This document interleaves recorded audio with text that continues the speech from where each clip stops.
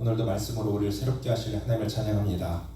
말씀으로 우리가 다시 견고해지고 우리 예수 제자로서의 사명을 잘 감당해낼 수 있는 우리 사랑하는 지체들 다 되실 수 있기를 주 이름으로 축원합니다. 한번 따라하실까요? 예수님이 원하시는 사람들. 예수님이 원하시는 사람들.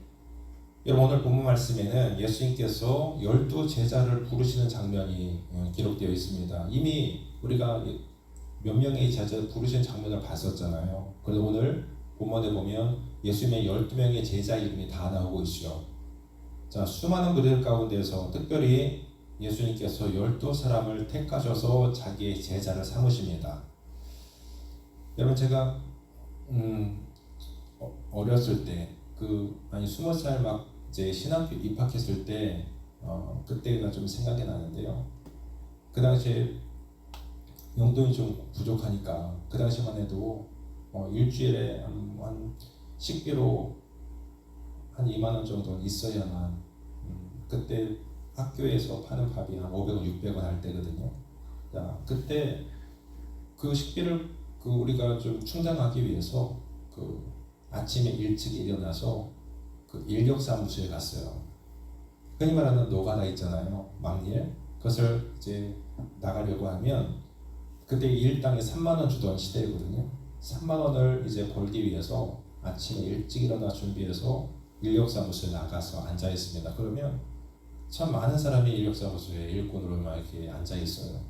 한 30명 이렇게 막 앉아 있으면 거기에서 이제 어떤 사람들이 봉고차를 가지고 와서 거기에 자기들이 원하는 수의 일꾼을 태웁니다. 그러면 기술이 있는 사람들부터 막 빼가겠죠. 근데 우리는 기술이 있지 않잖아요. 정말 그냥 막일 노가다 뿐이에요. 그러니까 어떤 날은 선택받아 나가는 날도 있고 어떤 날은 선택받지 못해서 기다리다 그냥 집에 돌아온 날도 있어요. 그러니까 선택받은 날은 굉장히 운이 좋은 날이고 선택받지 못한 날은 애써서 갔지만 허탕치고 그냥 집으로 돌아올 수밖에 없는 그런 기억이 있습니다. 여러분, 부르심을 받는다는 것, 거기서 택함을 받는다는 것, 그 일꾼들 사이에서도 택함을 받는 사람이 있었어요. 택함 받지 못하는 사람들도 있었고, 오늘 이 본문에 보면 예수님의 그 근처에는 항상 사람들의 군중들이 참 많이 모였지 않았습니까? 그 군중들 참 많은 사람들 틈에서 예수님이 12명의 제자를 불러내시는 거예요. 자, 이것은 단순히 그냥 일꾼 모집이 아니었습니다. 하나님의 나라를 세우기 위한 복음의 기초였고 또 주님의 마음의 중심이 담겨있는 정말 사건이라고 볼 수가 있습니다. 예수님 당시에 예수님 주변에 몰려든 사람들은 대부분 자기들의 이익을 위해서, 목적을 위해서 몰려온 사람들이었습니다. 자기들이 주님 앞에 병 고침 받기 위해서 온 사람도 있었고 귀신을 쫓아내다가 온 사람도 있었고 또 그것이 아니라고 한다면 그 모든 기적의 현장을 좀 구경하기 위해서 온 사람들도 있었을 겁니다. 그리고 그 당시에 그 메시아를 기다렸던 사람들, 정치적인 해방을 자기들에게 원하는 사람들도 몰려들었을 겁니다. 저 사람이 만약에 메시아라고 한다면 우리를 이 로마의 압제에서 구원할 메시아가 아니겠느냐. 그래서 정치적인 메시아를 동경하면서 몰려든 사람도 있을 겁니다. 그런데 그 많은 무리들 속에서 주님께서는 자기가 원하는 사람들을 부르셨어요. 이 말 속에, 이 표현 속에 예수님의 마음이 참 많이 담겨 있음을 봅니다. 저는 오늘 이 본문 말씀을 보면서 가장 눈에 들어왔고 또 은혜가 되었던 구절이 뭐였냐면 바로 이 구절이었습니다. 자기가 원하는 자들을 부르시니. 나는 너희를 원한다는 겁니다. 내가 원해서 너희를 택했다는 겁니다. 여러분, 우리가 예수님을 어떻게 만나게 됐다고 생각하십니까? 내 의지로? 또 누군가의 어떤 권유로? 내가 선택해서? 아닙니다. 주님이 나를 택해 주셨습니다. 주님이 원해서, 주님이 너무나 사랑하셔서 내가 너를 원한다. 내가 원하는 자들을 택하셨잖아요, 지금. 주님이 여러분을 찾기 전에 주님이 여러분을 먼저 알고 계셨고 여러분을 원하셨습니다. 여러분은 그래서 예수님이 원하셨던 특별한 사람들인 것을 늘 잊지 마셨으면 좋겠어요. 예수님이 원하셨던 사람들. 그래서 내가 너를 원해. 사랑하는 딸아, 사랑하는 아들아, 내가 너를 알아. 내가 너의 이름을 알아.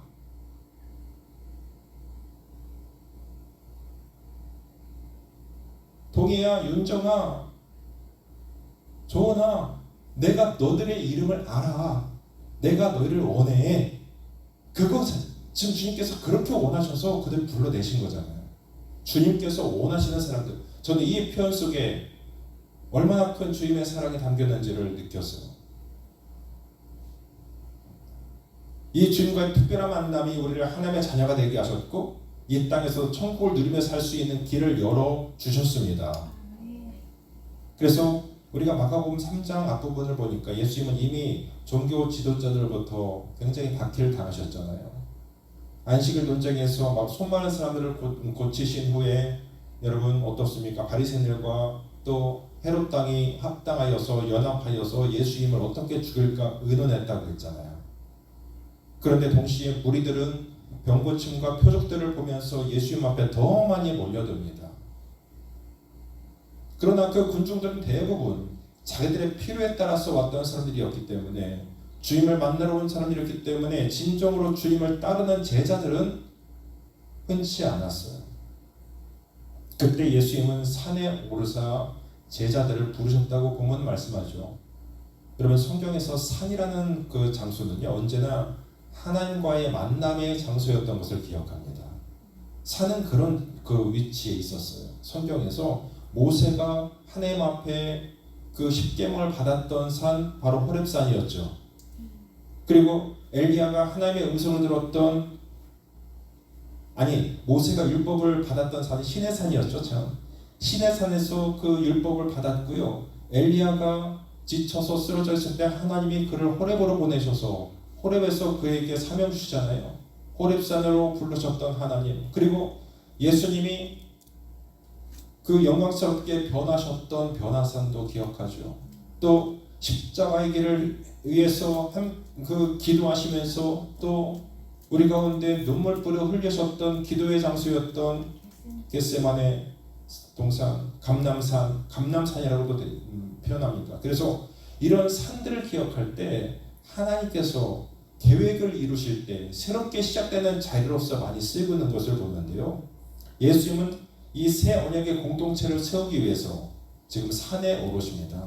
그리고 산에 오르셔서 그 언약의 출발을 알리는 상징으로서 12명의 제자를 부르고 계시는 겁니다. 그 12명의 제자가 여러분 왜 12인지 아세요? 14절 말씀에 이에 12를 세우셨으니 그랬죠. 여러분 왜 예수님이 12를 세우셨을까요? 제자를 11은 안 되고 13은 안 됐을까요?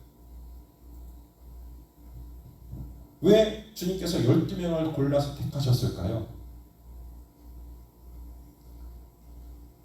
여러분 우리가 12 하면 생각하는 무리가 또 있지 않습니까? 야곱의 아들이 12명이었죠. 그 야곱의 아들이 바로 12지파가 되지 않습니까? 이스라엘 백성들을 하나님께서 이제 구원하시기 위해서 택하시고 그 야곱의 아들을 통해서 12지파를 이루게 하셨죠. 그리고 그 12지파를 통해서 하나님의 나라가 이루어지게 하십니다. 그래서 이제 그 12지파를 통해서 언약이 성취되게 하시는데 여러분 보세요. 시간이 지나면서 하나님의 언약의 백성들이 계속해서 변질돼요. 부패합니다. 하나님을 멀리합니다. 그래서 우리가 이미 나눴던 열왕기 상하 말씀에서 어떻습니까? 계속해서 하나님의 백성들이 그 왕과 함께 하나님 앞에 타락하고 변질되고 우상을 섬기고 그래서 하나님 앞에 심판받고 얼마나 많은 홍역을 치렀습니까? 옛 언약 안에 있었던 백성들. 그래서 시간이 지날 때 그 언약은 외형적인 종교로 변질되었어요. 그래서 예수님 당시에도 바로 외형적인 그 종교에 쩔어 있었던 사람들이 누구였습니까? 바로 서기관, 바리새인들, 율법주의자들 이런 사람들이 전부 다 그 옛 언약에 사로잡혀서 하나님의 마음을 오히려 아프게 했던 사람들이 있었잖아요. 주님께서는 이 땅에 오셔서 이제 그 옛 언약을 회파하시고 이제는 새로운 언약의 시대를 열기를 원하셨습니다. 그래서 옛 언약의 이스라엘 대신할 수 있는 새로운 12지파, 바로 하나님의 나라를 새롭게 세울 새 백성들, 그래서 그 세우신 12명의 지파는 12명의 제자는 바로 이스라엘 백성들을 하나님께서 처음 택하셨을 때 그 12명의 그 지파 12지파를 상징하고 있다고 볼 수 있고요. 그래서 그 백성들을 통해서 새로 세운 그 12제자를 통해서 새로운 언약을 그들 가운데 선포하시고 이제 그 새로운 언약을 통해서 뭘 세우시냐면 바로 하나님의 교회를 세우시는 겁니다. 하나님의 교회를 세울 그 새로운 언약의 백성들, 그게 바로 예수께서 새롭게 세우셨던 12명의 제자들의 모습 속에서 있었다는 겁니다. 그래서 12제자는 단순한 12이 아니라 이제 하나님의 언약을 새롭게 할 그런 새로운 이 새 이스라엘 기초석으로 쓰일 사람들을 부르셨던 것입니다.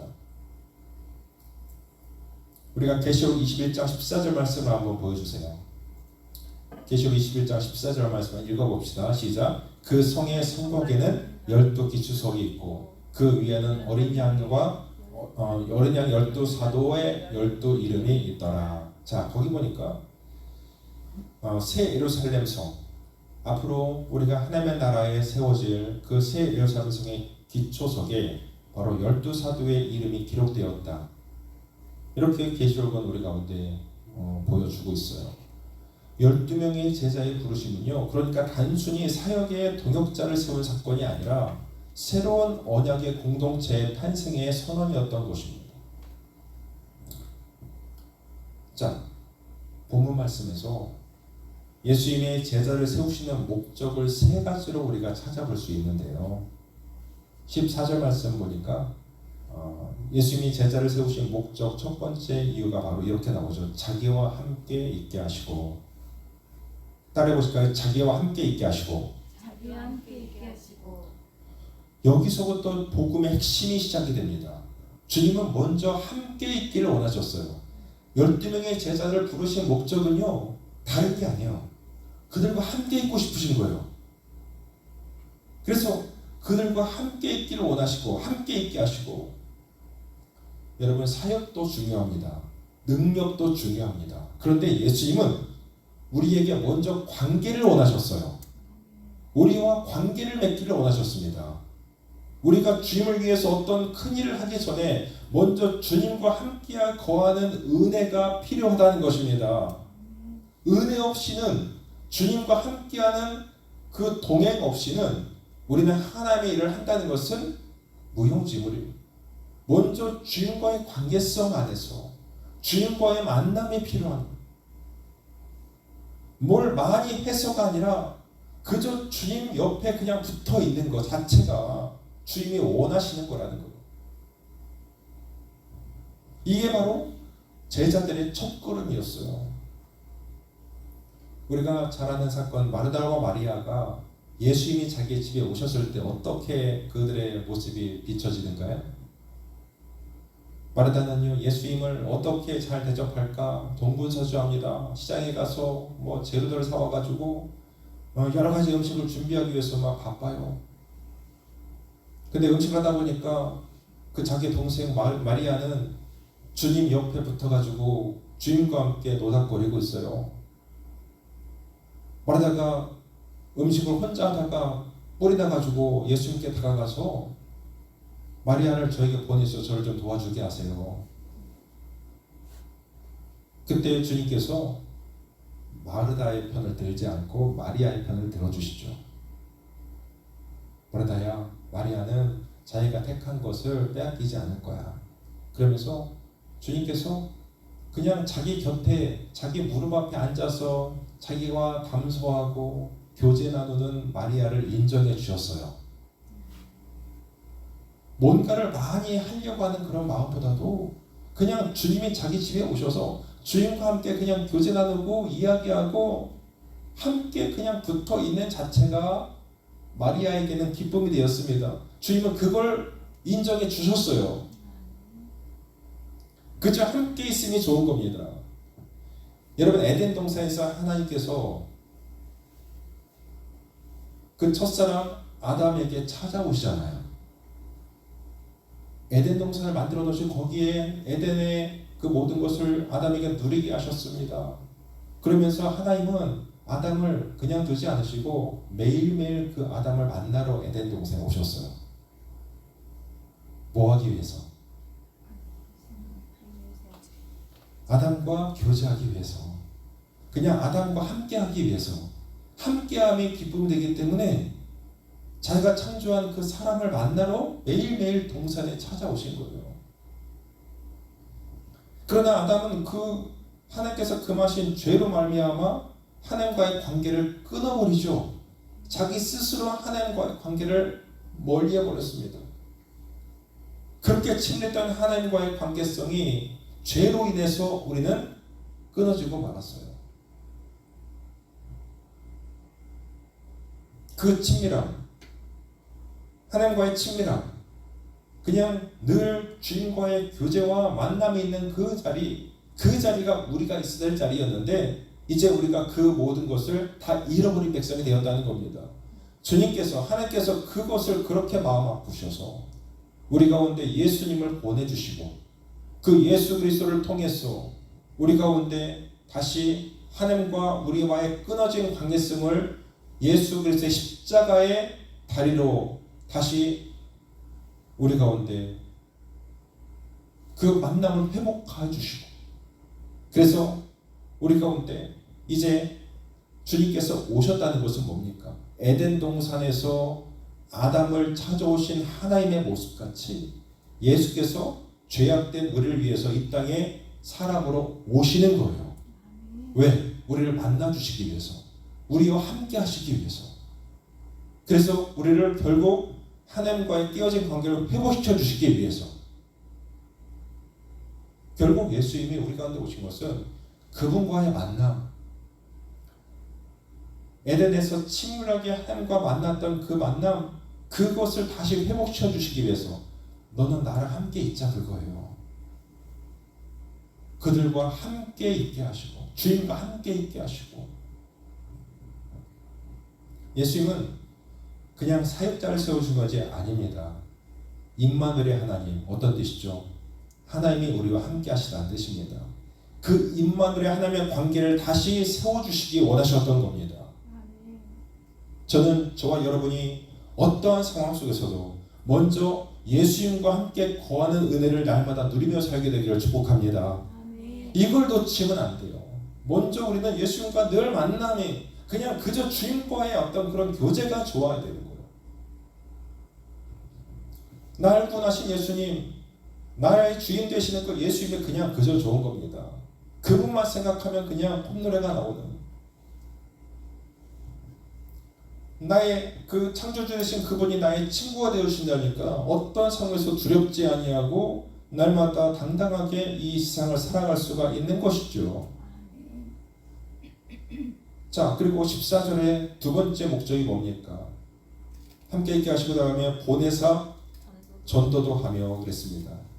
여러분, 함께 있으면 결국 뭐로 이어져야면 주님이 우리를 결국 세상으로 보내서 우리를 파송으로 이어지는 겁니다. 예수님과 교제한 사람들은 세상으로 나아가 복음을 전할 수밖에 없는 사명자가 된다라는 겁니다. 여러분, 전도한다는 말은요, 원래 왕의 명령을 선포하다라는 뜻을 담고 있습니다. 왕의 명령을 선포하다. 뭡니까? 제자들은 세상의 왕국을 향해서 나아가 하나님의 나라를 선포할 자들로 부름을 받았다는 것입니다. 우리가 예수님으로 인해 받은 축복의 은혜, 아니 속죄의 은혜는 세상에 그 무엇으로도 살 수가 없습니다. 세상에 모든 돈을 다 줘도, 세상에 모든 권력을 다 줘도, 세상의 모든 지식으로도 우리에게 임하는 하나님의 나라를 소유케 할 수 없습니다. 오직 예수 그리스도의 순결한 피로써 우리는 세상에서 누릴 수 없는 진정한 자유함을 허락받은 인생이 되었습니다. 여러분 그 찬양 아시죠? 오 자유 오 자유 나는 자유하리라 비록 얽매였으나 나는 이제 돌아가리 자유 주시는 내 주님께 아멘. 그렇습니다. 자유 주시는 그 주님께 예수께서 우리에게 주신 이 속죄의 은혜 여러분 이제 너무 많이 들었어요. 여러분 무덤덤해지고 또 저에게 한다라고 여러분 지겨워지진 않았습니까? 그런데 어찌합니까? 성경은 그것이 전부이걸요. 그게 전부예요. 성경은 구약의 창세기부터 신약의 요한계시록 끝까지 예수의 보혈 이야기가 전부입니다. 앞으로 오실 예수님, 메시아로 보내주실 예수님을 구약은 구구절절히 이야기하고 있고 신약은 예수님이 약속대로 와주셔서 우리 가운데 하나님의 나라를 이루셨던 그 모습을 그대로 보여주고 있어요. 그래서 성경 어느 곳을 봐도요 어린 양 예수 그리스도 대속의 피 속주의 피가 흘러 넘치고 있습니다. 그래서 우리는 귀에 닳도록 들어도 날마다 예수의 보혈의 감격이 우리 가운데 되살아날 수밖에 없는 것입니다. 여러분에게 예수의 복음 이야기가 별 감동이 없게 느껴진다면 여러분의 신앙은 병이 든 겁니다. 예수의 복음은 들으면 들을수록 우리의 영이 살아나요. 예수의 복음 앞에 날마다 우리는 무릎 꿇을 수밖에 없고 그 복음 앞에 우리는 날마다 기뻐하며 감사하며 살아갈 수밖에 없는 거예요. 다시 예수의 복음으로 나의 심장을 가득 채우고 복음이 들려질 때 나를 묶고 있었던 모든 어둠이 떠나가는 역사를 우리는 누릴 수 있어야 되는 것입니다. 복음은 우리를 자유케 하고 고치시는 유일한 힘과 능력이 되기 때문이에요. 여러분에게 그 복음의 능력이 있습니까? 오늘도 여러분에게 복음의 그 넘치는 기쁨이 오늘 여러분의 가슴 속에 있습니까? 아멘이세요? 그래요. 우리가 이 복음이 내 가슴 속에 지금 뜨겁게 요동치지 않는다면 우리 신앙은 병든 거라니까요. 우리 이 자리에 있을 이유가 하나도 없어요. 복음은 매일매일 나에게 새로운 은혜로 다가오는 것입니다. 아침마다 새로우니 늘 새롭게 하시는 눈 뜨면 예수의 그 은혜, 복음의 은혜 이것이 나를 새롭게 오늘도 인도해 가시는 거예요.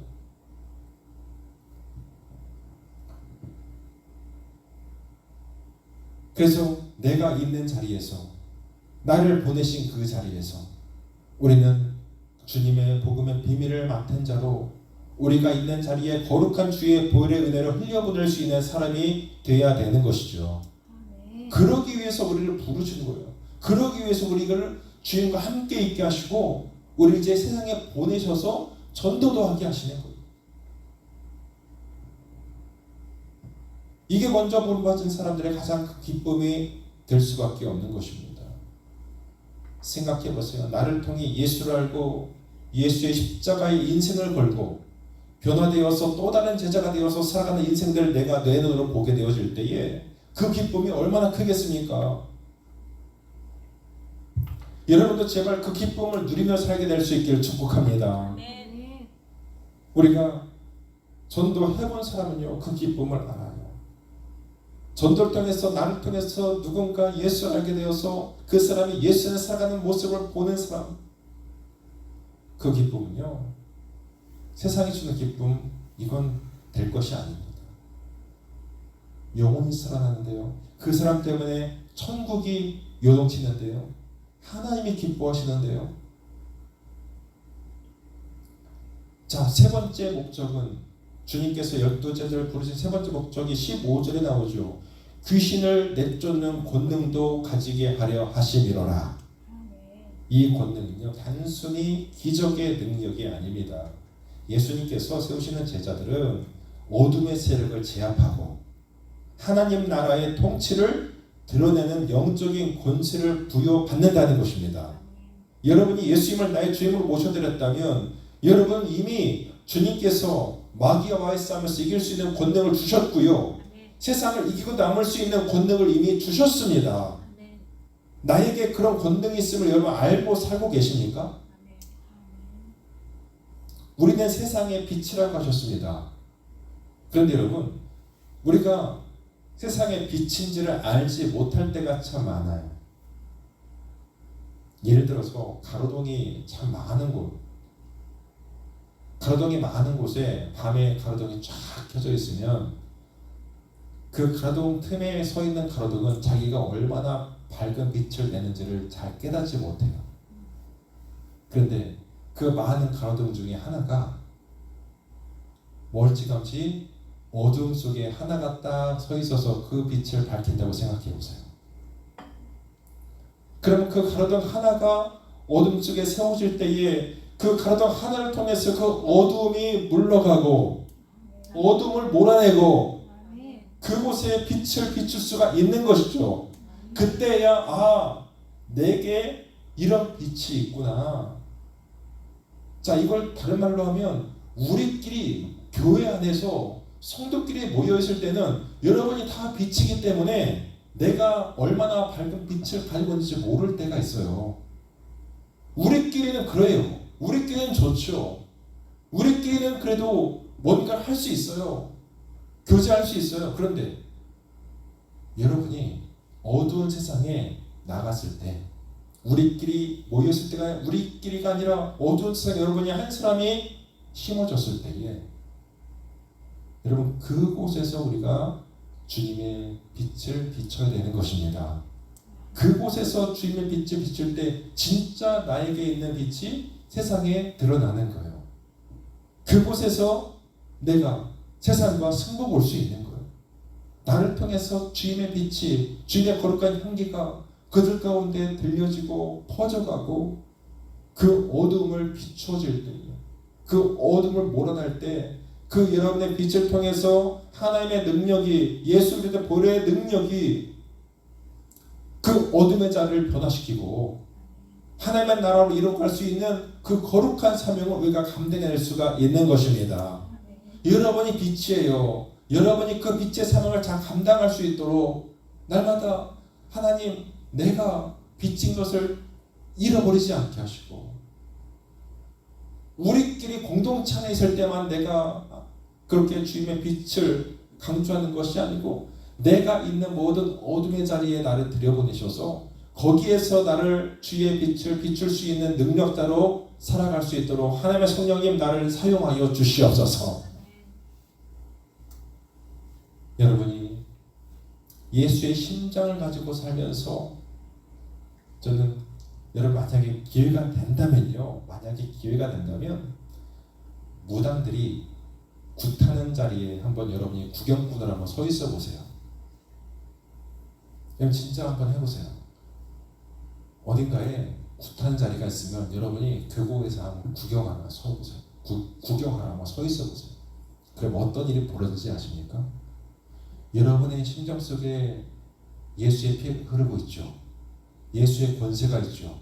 그러면 여러분 때문에 여러분이 서 있는 그 여러분의 존재 때문에 무당이 굿을 못합니다. 굿을 하다가요 굿이 안 돼가지고 멈춰버려요. 그래서 무당이 뭐라고 하냐면 이 자리에 예수 믿는 사람이 있으면 싹 빨리 가라고. 예수 믿는 사람 때문에 그 굿이 안 되니까 예수 믿는 사람이 있으면 빨리 이 자리에서 나가라고. 저는 그것을 경험했거든요. 정말로 그 무당 다 귀신 노름이잖아요. 귀신들을 통해서 그 역사가 일어나는 게 다 무당 짓인데 여러분 우리가 예수의 심장을 가지고 그 자리에 있으면 귀신이 예수 앞에 날마다 두려워서 무릎 꿇고 발발 떠는데 내가 예수의 심장을 이식받았으니 그 예수가 그 자리에 있는 거 아니겠습니까?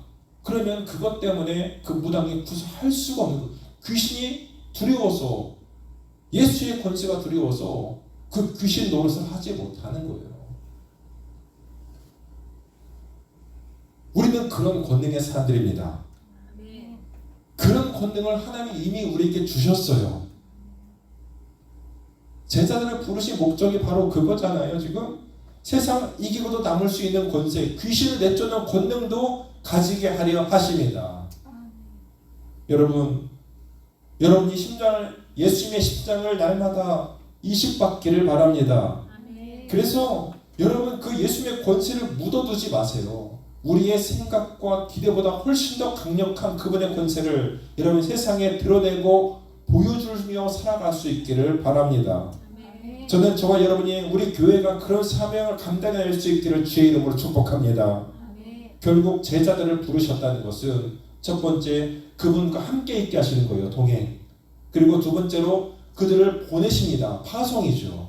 그리고 세 번째 하나님의 나라의 권세 능력을 그들 가운데 주셨습니다. 이 세 단계를 통해서 복음이 확장되어지는 제자의 자격이 될 수 있는 사람들을 세우신 거예요. 그래서 그들을 통해서 하나님의 교회를 이루어가는 도구로 사용해 주셨습니다. 그래서 그 하나님의 교회가 신약의 교회가 계속해서 이어져서 어디까지 왔냐면 바로 하나님께서 이 자리에 괴산의 이 땅에 우리 교회를 세우신 것도 바로 하나님의 교회의 능력, 예수님의 그 거룩한 피가 여기까지 흘러와서 그 권능을 통해서 그 세우신 제자들을 통해서 그 12명의 제자가 오늘날 이렇게 대한민국에도 수천만 명의 사람들이 예수를 알고 이 자리에 앉아있는 여러분도 그 예수를 알고 하나님이 여러분을 예수의 제자로 오늘도 부르고 계시다는 겁니다. 자기가 원하는 자들을 부르시니 주님의 제자들을 원하셨어요. 그런데 그 부름받은 그들의 면면을 보니까 그들이 제자될 자격이 있는 사람은 한 사람도 없는 것 같아요. 다 그 당시에 천대받고 손가락질 받고 그래서 그 중에 세리였던 마태가 있죠. 그리고 열심당함이었던 시몬도 있었고 또 심지어는 예수를 나중에 팔아넘기는 배반자 가룟 유다도 있었습니다. 그러나 예수님은 그들을 원하셨어요. 가장 천대받고 낮은 자리에 있는 자들을 위주로 제자로 부름을 받았습니다. 여러분 우리의 면면을 보십시다. 우리가 바로 주님의 제자가 될 자격이 있습니까? 참 변변치 않잖아요. 우리가 주님의 저울에 달린다면 너무나도 함량 미달 아닙니까? 그런데 우리의 이런 자격이 아니라 주님의 강권적인 사랑이 우리를 선택해 주셨습니다. 주님은 오늘도 말씀하세요. 나는 네가 나와 함께 있기를 원한다. 이것이 복음의 부르심이에요. 우리는 일하기 위해서 부름받은 것이 아니라 주님과 함께 있기 위해서 부름받은 자라는 사실을 여러분들 잊지 마십시다. 오늘날 많은 성도들이 주님의 일은 하지만 주님과의 교제를 놓칠 때가 많습니다. 그러나 예수님은 여전히 말씀하세요. 너는 먼저 나와 함께 있지 않을래? 주님과 함께하는 시간이 바로 우리의 사역의 능력을 결정하게 될 것입니다. 진정한 권능은 주님과의 동행에서 나온다는 사실. 그러니까 능력 있는 제자는 기적을 일으키는 사람이 아니라 늘 예수님과 함께 걷는 사람입니다. 주님의 임재가 있는 곳에 어둠은 물러가요. 우리가 주님을 택한 것이 아니라 주님이 우리를 택하셨습니다. 그래서 그 부르심은 지금도 유효합니다. 실패한 제자라도 넘어지는 성도라도 주님은 여전히 내게로 돌아오라 나는 너를 원한다라고 말씀하고 계세요. 이 은혜의 부르심에 응답하여서 세상의 어두움을 빛으로 밝혀내며 주님의 권능으로 말미암아 악한 영들과의 싸움에서 당당히 승리하며 살아갈 수 있는 예수님의 제자로 이 땅을 살아갈 수 있는 우리 사랑하는 제자들 모두 될 수 있기를 우리 주님의 이름으로 간절히 축원합니다. 기도하겠습니다.